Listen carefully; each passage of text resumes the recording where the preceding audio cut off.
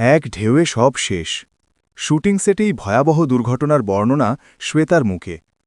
একটি সাধারণ শুটিংয়ের দিন, একটি রোম্যান্টিক দৃশ্য, আর তার মধ্যেই লুকিয়েছিল এক মর্মান্তিক পরিণতি।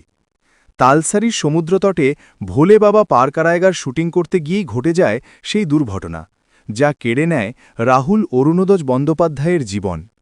সহ অভিনেত্রী শ্বেতা মিশ্রার কথাতেই উঠে এসেছে সেই ঘটনার ভয়াবহতা। তার বক্তব্য অনুযায়ী শুটিং চলাকালীনই তারা সমুদ্রের মধ্যে ছিলেন।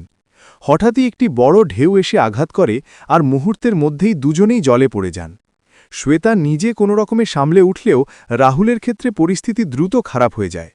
ইউনিটের সদস্যরা দ্রুত ঝাঁপিয়ে পড়ে তাকে উদ্ধার করেন।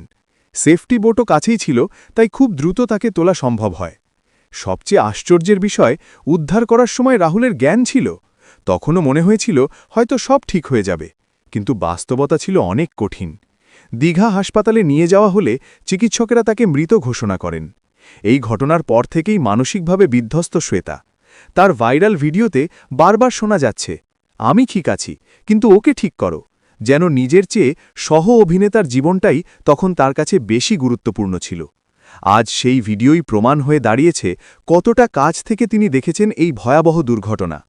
একটি ঢেউ, কয়েক সেকেন্ড, আর তারপরেই সব শেষ। শুটিং সেটেই থেমে গেল এক অভিনেতার জীবন।